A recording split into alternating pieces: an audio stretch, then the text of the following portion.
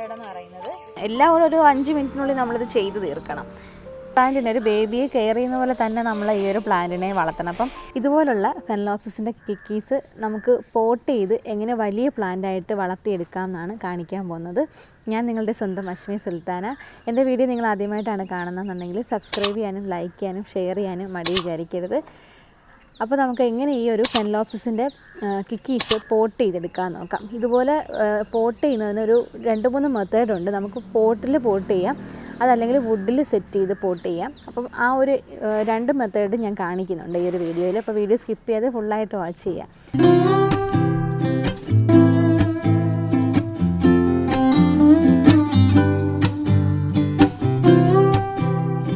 അപ്പോൾ ഈ keikis hardening stage കഴിഞ്ഞാണ്. നമ്മൾ ഫ്ലാസ്കിൽ നിന്ന് ഹാർഡനിങ് ചെയ്തത് അതിനെ റിലീസ് ചെയ്തതാണ്. ഹാർഡനിങ് സ്റ്റേജ് കഴിഞ്ഞ് ഇനി നമ്മൾ വലിയ പോട്ടിലേക്ക് മാറ്റേണ്ട ഒരു സ്റ്റേജാണിത്. ഇപ്പോൾ 2 രീതിയിൽ നമുക്കിതിനെ പോട്ട് ചെയ്യാൻ പറ്റും. ഞാൻ പറഞ്ഞ പോലെ ഒന്ന് നമ്മളുടെ സാധാരണ പോട്ട് ഉപയോഗിച്ച് ചെറിയ സീഡ്ലിംഗ് പോട്ടിൽ അല്ലെങ്കിൽ ഒരു 2-3 ഇഞ്ച് വലിപ്പമുള്ള ആ ഒരു പോട്ടിൽ വേണമെങ്കിൽ നടാം. പിന്നെ വേറൊരു രീതി എന്ന് പറഞ്ഞാൽ വുഡിൽ സെറ്റ് ചെയ്യുക. വുഡ് നമ്മൾ സെറ്റ് ചെയ്യുന്ന ഓൾറെഡി പല വീഡിയോസ് ചെയ്തിട്ടുണ്ട് ഓർക്കിഡ് വുഡിൽ സെറ്റ് ചെയ്യുന്നത്. അപ്പം അങ്ങനെ വേണമെങ്കിലും ഈ ഒരു സ്റ്റേജിൽ നമുക്ക് നടാവുന്നതാണ്. അപ്പോൾ ഇതുപോലെ നമ്മൾ ചെയ്തെടുത്ത പ്ലാന്റ് ഞാൻ കാണിക്കുന്നുണ്ട്. ഫസ്റ്റ് നമുക്കിതിന് ചെയ്യേണ്ടത് ഇതിനൊരു നല്ല രീതിയിൽ വാഷ് ചെയ്തെടുക്കണം. അപ്പോൾ വാഷ് ചെയ്യാനായിട്ട് നമ്മൾ നല്ല ക്ലിയർ ആയിട്ടുള്ള നല്ല ഫ്രഷ് വാട്ടർ എടുക്കുക. അതിലേക്ക് നമുക്ക് ഫസ്റ്റ് ഇതിനൊന്ന് വാഷ് ചെയ്തെടുക്കാം. ഇപ്പോൾ ഒരു 3 വെള്ളത്തിലാണ് നമ്മൾ കഴുകുന്നത്. ആദ്യം നമ്മളൊരു വെള്ളത്തിൽ നന്നായിട്ട് വാഷ് ചെയ്യുന്നു. അത് കഴിഞ്ഞിട്ട് നമ്മൾ മറ്റൊരു വെള്ളത്തിലോട്ടിടുന്നു. ഇത്രയും ക്ലിയർ ആയിട്ട് നമുക്ക് പ്ലാന്റിൽ അസുഖമൊന്നും വരാതിരിക്കാനാണ് ഇങ്ങനെ ചെയ്യുന്നത്. അത് കഴിഞ്ഞ് മറ്റൊരു വെള്ളത്തിലേക്ക് ഇടാം. അപ്പോൾ അവിടെ ഒരു 2 മിനിറ്റ് കിടന്നോട്ടെ. അപ്പോഴത്തേക്ക് നമുക്ക് അടുത്ത ഒരു വെള്ളത്തിൽ നമുക്ക് സാഫിൻ്റെ പൗഡർ കലക്കാം. ഇതിപ്പോൾ ഒരു ലിറ്റർ ഇല്ല വെള്ളം, ഒരു 1/2 ലിറ്റർ അടുപ്പിച്ചേ കാണത്തുള്ളൂ. അപ്പോൾ ഞാനൊരു തുള്ളി മാത്രമേ ഇടുന്നുള്ളൂ സാഫ്.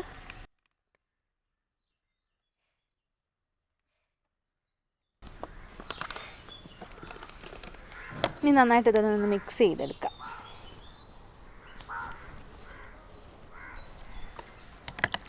ഇതെല്ലാം പെട്ടെന്ന് ചെയ്യേണ്ട പ്രൊസീജിയറുകളാണ് കേട്ടോ. ഒരുപാട് സമയമൊന്നും വെള്ളത്തിൽ നമ്മൾ ഹോൾഡ് ചെയ്യരുത്. അപ്പോൾ ഇതിന് നമുക്ക് പെട്ടെന്ന് തന്നെ എല്ലാം ഒരു 5 മിനിറ്റിനുള്ളിൽ നമ്മളിത് ചെയ്ത് തീർക്കണം. അടുത്ത നമ്മൾ പ്ലാന്റ് ഇതിനകത്തോട്ട് ഇടുന്നത് നമ്മുടെ സാഫിലിട്ടിരിക്കുന്ന സൊല്യൂഷനിൽ ഒരു 2 മിനിറ്റ് ഇടാം. ഇപ്പോൾ ഡെൻഡ്രോബിയം ആണെങ്കിൽ നമുക്ക് ഒരു 5 മിനിറ്റ് ഇടാം. ഫെലനോപ്സിസ് ആയതുകൊണ്ട് ഞാനൊരു 2 മിനിറ്റ് മാത്രമേ ഇടുന്നുള്ളൂ. നന്നായിട്ടൊന്ന് വാഷ് ചെയ്ത് പ്ലാന്റിനെ എടുക്കാം.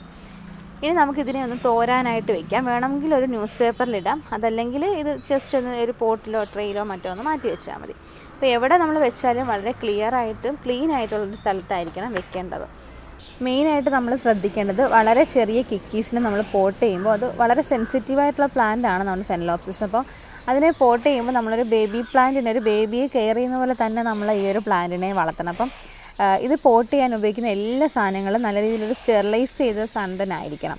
നമ്മൾ ഉപയോഗിക്കുന്ന പോട്ടിംഗ് മിക്സ് ആയാലും പോട്ടായാലും നമ്മൾ കൈയിലായാലും നല്ല വൃത്തിയായിട്ട് കഴുകിയിട്ട് വേണം ചെയ്യാനായിട്ട്. അല്ലെന്നുണ്ടെങ്കിൽ ഇതിന് ഇൻഫെക്ഷൻ വരാനുള്ള ചാൻസ് വളരെ കൂടുതലാണ്. അപ്പോൾ ഞാൻ ഇന്ന് പോട്ട് ചെയ്യാൻ ഉപയോഗിക്കുന്ന ഐറ്റംസ് എന്ന് പറയുന്നത് നമ്മുടെ ചകിരിയുടെ നാര്, അതുപോലെ തന്നെ തൊണ്ടിൻ്റെ ചെറിയ പീസാക്കിയ തൊണ്ട്, അതുപോലെ കരി. അപ്പോൾ ഇതെല്ലാം ഞാൻ ഫംഗിസൈഡിൽ വാഷ് ചെയ്തെടുത്ത ഐറ്റംസാണ്. വാഷ് ചെയ്ത് തോർത്തി എടുത്തിട്ടുള്ളതാണ് കേട്ടോ. അപ്പോൾ ഇത്രയും സാധനങ്ങൾ നമ്മൾ ഏതെങ്കിലും നല്ലൊരു ഫംഗിസൈഡിൽ തന്നെ വാഷ് ചെയ്തെടുക്കാം. ഞാനിപ്പോൾ സാഫിലാണ് വാഷ് ചെയ്തെടുത്തിട്ടുള്ളത്. ഇപ്പം ഇൻഡോഫില്ലിൽ വേണമെങ്കിൽ വാഷ് ചെയ്യാം. ഇതൊന്നും അല്ലെങ്കിൽ ഹൈഡ്രജൻ പെറോക്സൈഡിൻ്റെ സൊല്യൂഷനിൽ വാഷ് ചെയ്തെടുക്കുക. അപ്പോൾ അതൊരു 2 ml 1 ലിറ്റർ വെള്ളത്തിൽ കലക്കിയിട്ടാണ് നമ്മളത് വാഷ് ചെയ്യുന്നത്. അതിൻ്റെയൊക്കെ നമ്മൾ ഓൾറെഡി ഒരുപാട് വീഡിയോസിൽ പറഞ്ഞിട്ടുള്ളതാണ് കേട്ടോ. അപ്പം ഇങ്ങനെ ചെയ്തെടുത്ത ഐറ്റംസാണ് ഈ കാണുന്നത്. അപ്പോൾ ഇതിനെ നമുക്ക് പോട്ട് ചെയ്യാനായിട്ട് ഉപയോഗിക്കാം. ഇനി നമുക്കിതിനെ 3 രീതിയിൽ ഉള്ള പോട്ടിൽ വയ്ക്കാം. ഒന്ന് ഈ ഒരു പോട്ടിൽ, ഇപ്പോൾ ചെറിയ പോട്ട് എടുക്കുന്ന നമുക്ക് പ്ലാന്റ് ഇതുപോലെ പൊങ്ങിയിരിക്കണം. പോട്ടിൻ്റെ ഭാഗത്തുനിന്ന് പൊങ്ങിയിരിക്കുക, റൂട്ട് മാത്രം അടിയിലേക്ക് പോകുന്നു. അപ്പോൾ അതിനായിട്ട് ഞാൻ ആദ്യം ഒരു ചെറിയ പീസ് തൊണ്ടാണ് ഇടുന്നത്. വളരെ ചെറിയൊരു പീസേ ഇടുന്നുള്ളേ. ഇത്രയൊരു ചെറിയ പീസ് തൊണ്ടിടുന്നു. അതിലേക്ക് ഞാൻ ഒരു പീസ് കരിയും കൂടെ വയ്ക്കുകയാണ് കേട്ടോ. ഇത്രയും മാത്രമേ ഞാൻ ഒരു ഹാർഡായിട്ടുള്ള പീസ് വെക്കുന്നുള്ളൂ. പിന്നെ ഈ ചകിരി നാര് നമുക്ക് ഇത്രത്തോളം മതിയാവേ. ഇതിങ്ങനെ എടുത്തിട്ട് ജസ്റ്റ് ഒന്ന് ചുരുട്ടി എടുക്കുവാണ്. ചുരുട്ടിയെടുത്തിട്ട് നമ്മുടെ ഈ പ്ലാന്റിനെ ചുറ്റി ഇങ്ങനെ വെക്കുക. അതായത് ഇതിന് ആടിക്കിടക്കുമല്ലേ, ഇപ്പം ഇത് ഉറപ്പിക്കാൻ വേണ്ടിയിട്ടാണ് ഈ നാര് ഉപയോഗിക്കുന്നത്. ഇതൊന്ന് ജസ്റ്റ് ചുറ്റി നമുക്കിതിനെ പോട്ടിനകത്ത് ഉറപ്പിച്ചു കൊടുക്കാം. ഇത് നമുക്ക് ഒരുപാട് നാളത്തേക്കില്ല. ഇതൊരു റൂട്ടായി കഴിയുമ്പോൾ നമ്മളിതിനെ വീണ്ടും പോട്ട് മാറ്റും കേട്ടോ. ഇതൊരു സ്റ്റേജിൽ നമ്മൾ ചെയ്യുന്നതാണ്. ഈ ഒരു ടൈമിൽ ഈ റൂട്ടൊക്കെ വന്ന് പ്ലാന്റ് ഉറയ്ക്കാൻ വേണ്ടിയിട്ടാണ് ഇങ്ങനെ ചെയ്യുന്നത്. അതാ ഇത്രയേ ഉള്ളൂ കേട്ടോ. ഈ റൂട്ട് നമുക്കിതാ ഇതുപോലെ പോയിട്ട് അടിയിലോട്ട് പോയി ഇതുപോലെ ഇനി ഇതിനകത്തൂടെയൊക്കെ റൂട്ടിങ് ഇറങ്ങി വന്നോളും. ഈ പ്ലാന്റ് നമുക്ക് ഏതെങ്കിലും നല്ലൊരു സേഫായിട്ട് തണലിൽ നമുക്ക് സൂക്ഷിക്കാവുന്നതാണ്. അതുപോലെ ഇപ്പം നമ്മളിത് വെള്ളമൊക്കെ ഒഴിച്ചതാണല്ലോ, വെള്ളത്തിൽ കഴുകി സാഫിലൊക്കെ കഴുകിയെടുത്തതാണ്. ഇതിന് നമ്മൾ ഇനിയിപ്പോൾ ഒരു 2 ദിവസത്തേക്ക് വെള്ളം കൊടുക്കരുത്. വെള്ളം കൊടുക്കാതെ ഒരു 2 ദിവസം കഴിഞ്ഞിട്ട് കുറച്ചായിട്ട് വെള്ളം ഒഴിക്കുക. ഒരു 3 ദിവസം കൂടുമ്പോൾ വെള്ളം ഒഴിച്ച് അത്യാവശ്യം നല്ല തണുപ്പുള്ളൊരു സ്ഥലത്ത് വെച്ച് കഴിഞ്ഞാൽ ഈ പ്ലാന്റ് വളരെ നന്നായിട്ട് വളർന്നു കിട്ടും. അതുപോലെ തന്നെ ചെയ്തെടുത്ത മറ്റൊരു പ്ലാന്റായത്. അപ്പോൾ ഇതിനെ നമുക്ക് വുഡിൽ സെറ്റ് ചെയ്യാം. അപ്പോൾ ഇത്രയും ചെറിയ പ്ലാന്റ് നമുക്ക് ഈസി ആയിട്ട് വുഡിൽ വളർത്തിയെടുക്കാൻ പറ്റും. ചെറിയ പ്ലാന്റ് പെട്ടെന്ന് റൂട്ട് പിടിക്കുന്നത് വുഡിൽ. അപ്പോൾ ഈ പ്ലാന്റ് ഉണ്ട്, ഇത് ഇതുപോലുള്ള മറ്റൊരു പ്ലാന്റ് ആയിരുന്നേ. അപ്പോൾ ഈ പ്ലാന്റ് നമ്മൾ അതുപോലെ തന്നെ വുഡിൽ സെറ്റ് ചെയ്തെടുത്തിട്ട് ഫിക്സ് ആയിരിക്കുന്ന പ്ലാന്റാണ്. ഇതുപോലെ തന്നെ നമ്മൾ വളർത്തി ഫ്ലവർ ചെയ്യിച്ച ഒരു പ്ലാന്റ് ഞാൻ കാണിച്ചു തരാം. ഈ പ്ലാന്റ് നമ്മൾ നേരത്തെ വുഡിൽ മൗണ്ട് ചെയ്യുന്ന ഒരു വീഡിയോ എടുത്ത പ്ലാന്റാണ്. ആ വീഡിയോ കണ്ടവർ പലർക്കും അറിയായിരിക്കും ഇതെങ്ങനെയാണ് ചെയ്തതെന്നുള്ളത്. അപ്പോൾ കൂടുതൽ ഡീറ്റെയിൽസ് അറിയണമെങ്കിൽ ആ വീഡിയോ കണ്ടാൽ ഇത് എങ്ങനെയാണ് ഇത് സെറ്റ് ചെയ്തതെന്ന് അറിയാൻ പറ്റും. അപ്പോൾ അന്ന് നമ്മൾ സെറ്റ് ചെയ്യുന്ന സമയത്ത് ഈ പ്ലാന്റ് ഇത്ര വലിപ്പം ഉണ്ടായിരുന്നില്ല, ഫ്ലവറും ഉണ്ടായിരുന്നില്ല. അപ്പോൾ ഒരു അത്യാവശ്യം മെച്ചുറായൊരു പ്ലാന്റ് ആണെന്ന് ഞാനിത് സെറ്റ് ചെയ്തത്. ഇതിപ്പോൾ ഫ്ലവർ ചെയ്തിട്ട് നല്ല ഭംഗിയായിട്ട് നിൽക്കുകയാണ് കേട്ടോ. അപ്പോൾ അന്ന് ഞാൻ പറഞ്ഞാണിത് ഫ്ലവർ ചെയ്യുമ്പോൾ കാണിക്കാം എന്നുള്ളത്. അത് ഈ ഫ്ലവർ ആയിരുന്നു, അത് നല്ല ഭംഗിയായിട്ട് നിൽക്കുന്നു. അത്യാവശ്യം വെയിലുള്ള സ്ഥലത്താണ് വെച്ചതെന്ന് വെച്ചാൽ ഒരുപാടല്ല, ഒരു 50% ലൈറ്റ് ഇടുന്നൊരു സ്പേസിലാണ് വെച്ചിരുന്നത്. അപ്പോൾ വളരെ ഹെൽത്തി ആയിട്ടാണ് പ്ലാന്റ് നിൽക്കുന്നത്. അത്യാവശ്യം ലൈറ്റ് കിട്ടിയോണ്ട് തന്നെ ഇതിൻ്റെ ഈ ലീഫ് കാണുമ്പോൾ നിങ്ങൾക്ക് അറിയാം അത്യാവശ്യം യെല്ലോയിഷ് ആയിട്ടാണ് ഇരിക്കുന്നത്. പക്ഷേ ഈ ഒരു yellowish shade green apple shade ഒരു പീലായിട്ടുള്ളൊരു കളറാണ്. അപ്പം ഈ കളർ വന്നെങ്കിൽ മാത്രമേ നന്നായിട്ട് നമുക്ക് ഫ്ലവർ ചെയ്ത് കിട്ടത്തുള്ളൂ പ്ലാന്റ്.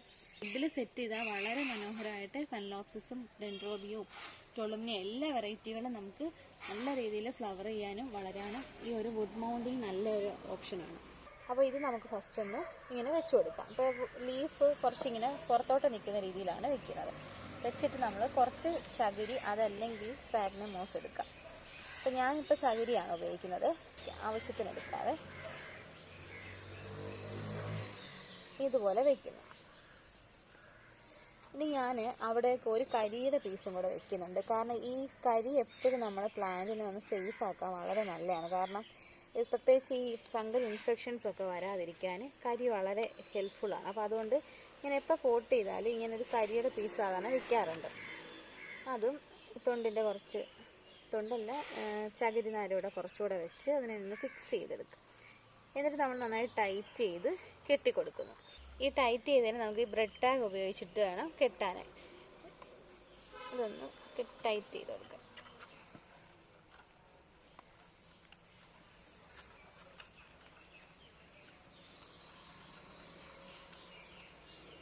ഇതേ രീതി ലീഫ് ഇങ്ങനെ പ്രൊജക്റ്റ് ചെയ്ത് നിൽക്കണം. ഒരു കാരണവശാലും അതിന് ഒട്ടി നിൽക്കരുത്. ഒട്ടി നിന്നാൽ ലീഫിൽ ഇൻഫെക്ഷൻ വരാനുള്ള ചാൻസ് കൂടുതലാണ്. എന്നിട്ട് നമുക്കിത് എവിടെയെങ്കിലും ഹാങ് ചെയ്തിടാം. ഇതുപോലെ വളർത്തിയെടുക്കാം. ഇനി മൂന്നാമത്തെ മെത്തേഡ് എന്ന് പറയുന്നത് ഈ നമ്മുടെ സ്പാഗ്നം മോസ് ആണിത്. ഈ മോസിൽ നമ്മൾ പോട്ട് ചെയ്യുന്ന രീതിയാണ് കാണിക്കുന്നത്. ഈ പോട്ടിംഗ് മിക്സ് ഉപയോഗിക്കുമ്പോൾ നമ്മൾ ഒരു കാരണവശാലും വെള്ളം അധികം വേണ്ടി വരുന്നില്ല. ഏകദേശം ഒരു ആഴ്ചയിൽ ഒരു പ്രാവശ്യം മാത്രം നമുക്ക് വെള്ളം കൊടുത്താൽ മതി. ഇത് നമ്മൾ ജസ്റ്റ് ഈ പോട്ടിൽ ഇങ്ങനെ വെച്ചിട്ട് ടൈറ്റ് ചെയ്യുക മാത്രമേ ചെയ്യുന്നുള്ളൂ. ഇപ്പോൾ നമ്മൾ ഈ പുറത്തുനിന്ന് വരുന്ന പ്ലാന്റ്സ് ഒക്കെ കൂടുതൽ ഈ സ്പാഗ്നം മോസിലാണ്. ഇവിടെ നമുക്ക് സ്പാഗ്നം മോസ് അധികം അവൈലബിൾ അല്ല. അതുകൊണ്ടാണ് നമ്മൾ ഈ നാരും തൊണ്ടിൻ്റെ പീസൊക്കെ ഉപയോഗിക്കുന്നത്. അപ്പോൾ ഇതേ രീതിയിൽ റൂട്ട് മാത്രം ഇറങ്ങി നിന്നിട്ട് ഇതേ രീതിയിൽ ഒരു സൈഡിലായിട്ട് പോട്ട് ചെയ്ത് കൊടുക്കുക. ഇതുപോലെ ചെയ്തെടുത്ത പോട്ടുകളാണ് ഈ കാണുന്നതൊക്കെ, കണ്ടോ?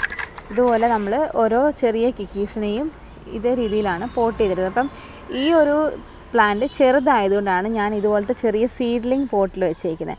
ഇപ്പോൾ പ്ലാന്റ് ഈ സെയിം പ്ലാന്റ് നമുക്ക് ഇത്തിരി കൂടി വലിയ പോട്ടിൽ ചെയ്യുന്നതുകൊണ്ട് പ്രശ്നമൊന്നുമില്ല. അതിലും വേണമെങ്കിൽ ചെയ്യാം. അപ്പോൾ നമ്മളുടെ സ്ഥലവും സൗകര്യമൊക്കെ അനുസരിച്ച് നമുക്കത് അഡ്ജസ്റ്റ് ചെയ്ത് കൊടുക്കാം. ഇതിപ്പോൾ ഞാൻ ചെയ്യുന്നതെന്ന് പറഞ്ഞാൽ ഇതുപോലൊരു പോട്ടിലിപ്പോൾ വെച്ചിട്ട് ഇത്തിരി കൂടെ റൂട്ട് ഇങ്ങനെ ഇറങ്ങി വരുന്ന സമയത്ത് വലിയൊരു പോട്ടിലോട്ട് മാറ്റും.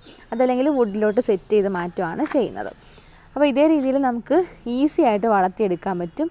അപ്പം ഈ പറഞ്ഞ കാര്യങ്ങൾ കറക്റ്റ് ശ്രദ്ധിച്ചു കഴിഞ്ഞാൽ ഒരു കംപ്ലൈൻറ്റും വരാതെ നമുക്ക് നല്ല രീതിയിൽ വലിയ ഫെനലോപ്സിസ് പ്ലാന്റുകളാക്കി ഫ്ലവർ ചെയ്യിച്ചെടുക്കാൻ പറ്റും.